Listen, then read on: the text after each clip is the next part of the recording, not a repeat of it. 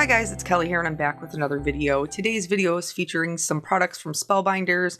This is the Sparkling Snow 3D embossing folder and the Holly and Foliage. And then for the sentiments I'm using, this is a lot older set. It's the Halftone Holiday from Simon Hurley and Spellbinders. And then I'm using the Holiday Blooms and the Christmas Blooms. So there is a sale which ends today, but so if you're watching this late at night, like you might want to head over there and check it out. But everything I'm using is on sale. But I want to talk about the technique because it's so cool, and then we'll come back to the sale part.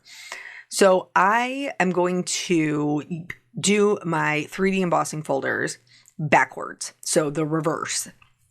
And so basically I'm spritzing the backside of my paper, and then I am putting them in so that the part that debosses is actually on top.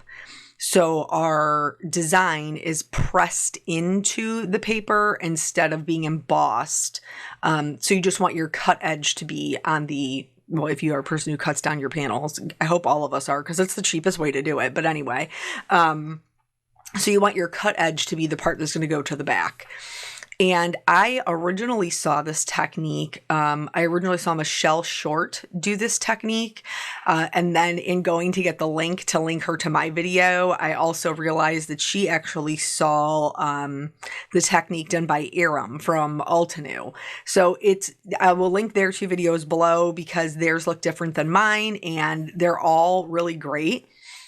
I am so excited about this because it is the easiest way that I have found to add a color to 3D embossing, and it's stunning. Like, the results are so dramatic, which if you guys have been around my channel for any amount of time at all, you know when it comes to my cards, I love to bring the drama.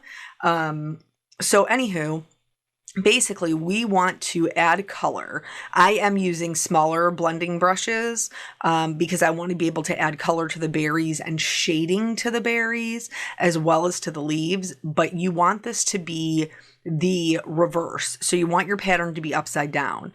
We're adding the color into the areas that are depressed. So I originally did a little bit of a bigger brush with the, what is that, candied apple I think I used. And then I added some shading with this lumberjack plaid. I really like that color. I told you guys before, it was the first time that I had used it in just a few videos before.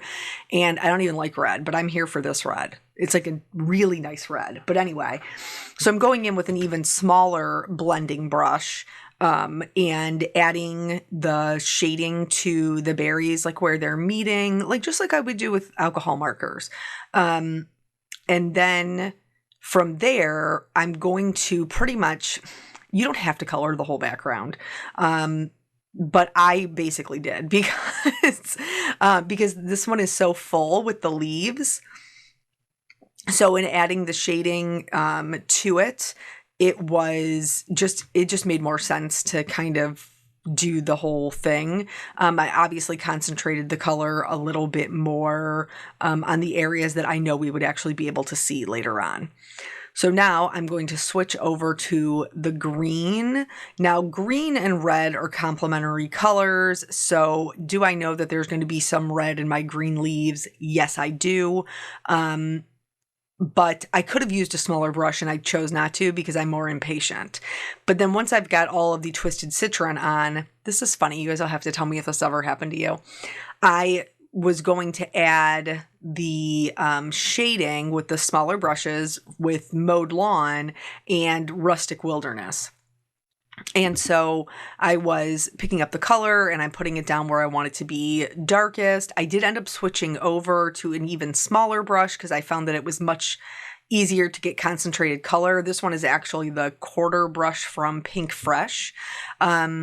But anyway, so I'm like, wow, this is like really dark and saturated for Mowed Lawn, but like, okay, like maybe I re-inked it. Oh, you know, I'll go with it. So this is the color that I was basically banking on, blending out most of my red in my leaves. If you're worried about it, you could, of course, use smaller brushes and just be more patient than I am. But while this is a little bit time consuming to do the ink blending of the whole panel. It isn't challenging by any means. Like this would be a great one to do while you're like here's where I realized that I've actually switched them.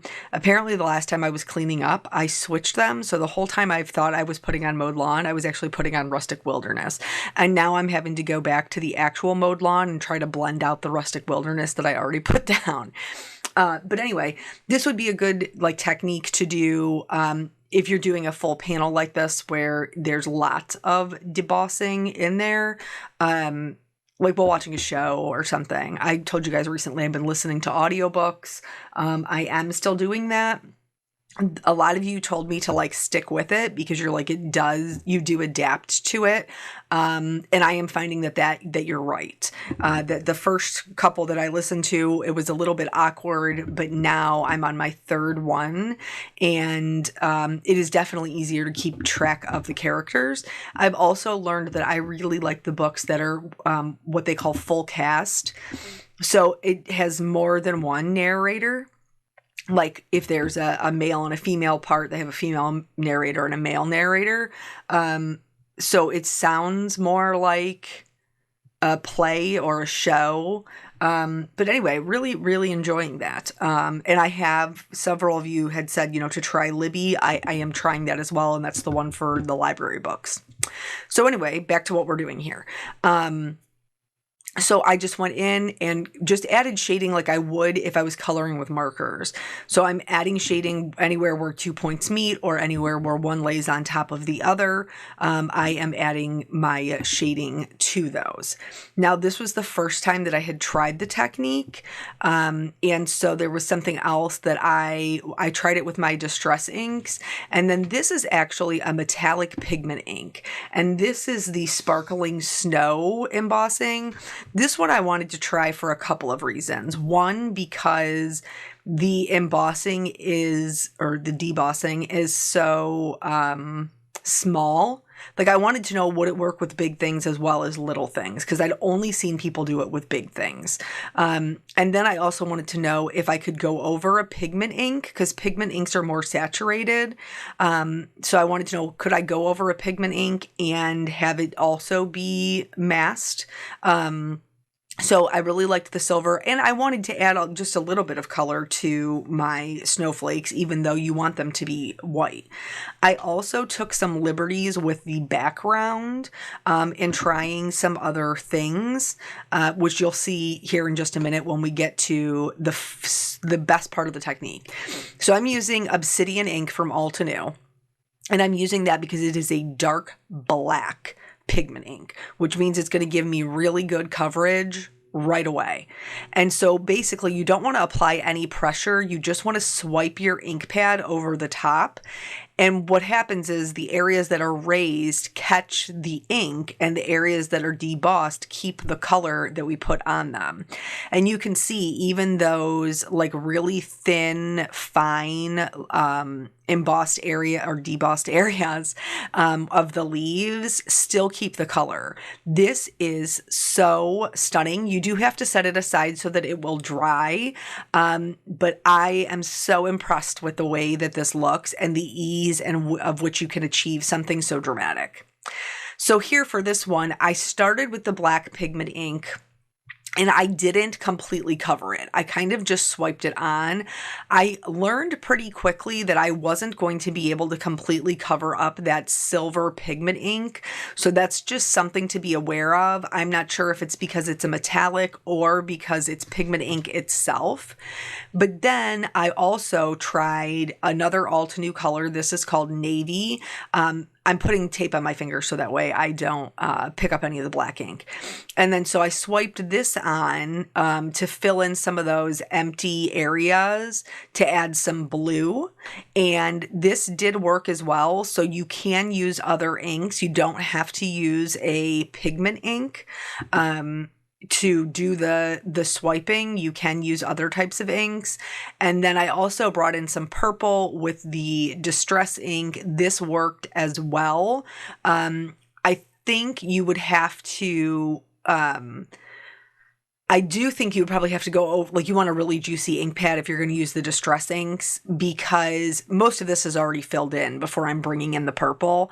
And if you want it to be solid, then you're definitely going to want to make sure you have a juicy ink pad. So I did want to add some kind of sparkles and shimmers to this background. You can still see, it doesn't look silver per se. When you look at it, it looks silver in the snowflakes and stuff, but on the black part, like the colored back part of the background, it doesn't look silver necessarily. It looks just like a little like cloudy. I don't know how to describe it. But I did splatter on some Perfect Pearls in the color Perfect Pearl, and then I am also doing some Copic White opaque ink, so it really looks kind of like it's snowing. But both of these are super fun. I did the swipe on because that is how I saw Michelle Short do it. And if you don't follow Michelle Short, I mean, and you like clean and simple cards, Michelle is fantastic. She's so talented. So I will link to her video below, but by all means, feel free to hang out and watch what else she's got. But then I watched Iram's video after I saw that Michelle had linked to it, and I saw that she actually did not swipe the ink pad directly to it. What she did was use a old school Ranger foam applicator. You can't use brushes because, like, the blending brushes that we know and love, because they will get deep into those crevices. But the foam blender, because it is also flat, as long as you're adding it on and you're not adding a ton of pressure, that will work as well. So let's talk about this sale. I wanted to get this video up yesterday, and I just didn't get it done before I had to go to my hair appointment. So today is the last day. So I did give like a little sneak peek of these cards in the community center. Please let me know if that's something that you actually see or that works for you, or if there's a better place for me to share that information with you when I see something. Because I put up there the other day that I'm teaching in the holiday stamp along for Hero Arts, and I did share that in the community tab as well. There are some other things that are going to be up and coming. I'm going to be offering a class soon that's just on my website, and then I am also going to be offering mystery boxes. So those will be coming up. The mystery boxes will be $150 for like $300 plus worth of product, and that if you're in the US, that includes the shipping. So all of those things will be available, but when you guys look in the description, it says like tip jar.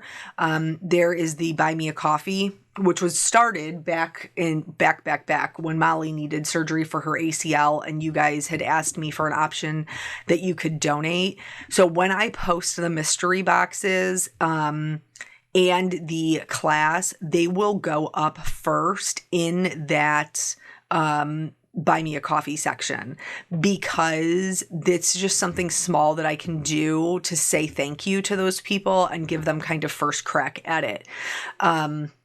So I just want to be transparent with that and why that is going forward. Whether I end up doing memberships on YouTube, like this YouTube will always be here. There will always be free content, of course. But there'll be other things in the future that I'm hoping to add. And if I don't do a YouTube membership, it will probably just stay in that same kind of Buy Me a Coffee situation. So just wanted to share those things. For this sale, everything that I use, like these embossing folders, are on sale for $7.50. The sentiments set is also on sale, like that whole halftone Christmas. The dies, the holiday blooms, that's what you see me coloring here, and the Christmas blooms, those are also on sale in this warehouse sale. Spellbinders always has really great sales. So if you have not yet started making your Christmas stuff and this is something that you want to pick up, actually all of this stuff that you see me using here, I picked up last year during another one of their sales. So as you can see, I've cut them all out of colored cardstock, and this just is a time saver for me for my lightest color. And then that way I only have to have like 2, maybe 3 colors to go ahead and add the shading to them. And then that way, you know, these are just going to be like my little accents to my sentiments to create that focal point. But really, for the most part, we're letting those backgrounds kind of shine. So this one, I just added shading to the top portion. The bottom piece here, you can see I cut it out of white, and that was just so I could color it in with my lightest color of marker that I would normally use. And then I can fit that behind there, and it will act as my little highlight. For the greenery, I did go with more of a yellow green. This is obviously much easier seen on the snowflake background than it is on the one with the holly and the foliage, but you can you can see it in real life. I just think, you know, in the photo, it might be a little bit challenging to see because it's a very similar yellow-green to the background. But anywho, so for those, like, we're just adding shading kind of down the center, and then, you know, going over that with our mid-tone, to blend that out. And then finally our lightest color, which truly is almost the same color as the cardstock that I chose, but going over it with the lightest color does allow it to blend in to that cardstock a little bit better. So it isn't like a harsh or abrupt line that just stops. So yeah, like there has been lots going. I've been trying to get this, you know, these classes and these mystery boxes and stuff up for a really long time. And I just have not had the time to do it. And then trying to, basically, once I had did the stuff done on my part, trying to work with my website company to help me get them listed, because it's the first time that I'm ever offering anything on the website that you can purchase. And we'll talk about that a little bit more once, like, but I guess we've talked about them before. They were the classes that I offered at Crop on the Cape, and I had left over kits for, and you guys said that you would be interested in doing that.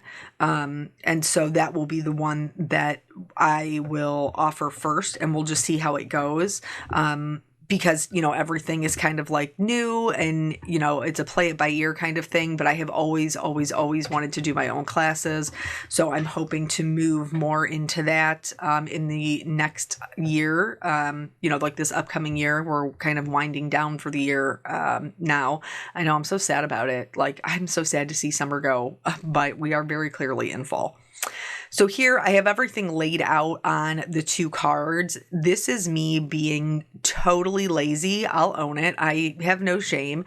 So I did finally buy some more press and seal, and I pulled my sheet, like an extra long sheet out, and I am going to kind of do 2 cards at one time. So I'm going to create the hinge on the left-hand side where the press and seal is stuck to my glass mat. And I'm going to pick up both of the flower arrangements at the same time. But I will concentrate on doing this one first, this one that's all the way to the right with the berries and holly.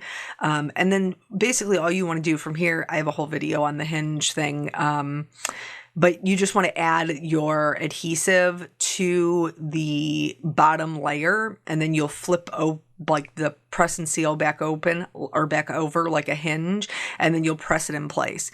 Something to note though, it is sometimes a little bit challenging to get them to stick because we're working on kind of 2 different levels of paper. You know, one of them is debossed and one of them is sticking up. So there were some of them that I did have a little bit of a hard time getting them to adhere. So I just had to be patient in between and let the glue dry a little bit.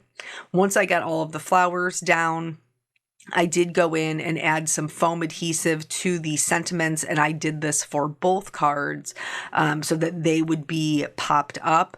You could also, like my girlfriend Dawn, she always adds like a lot of different foam layers in between her bouquets.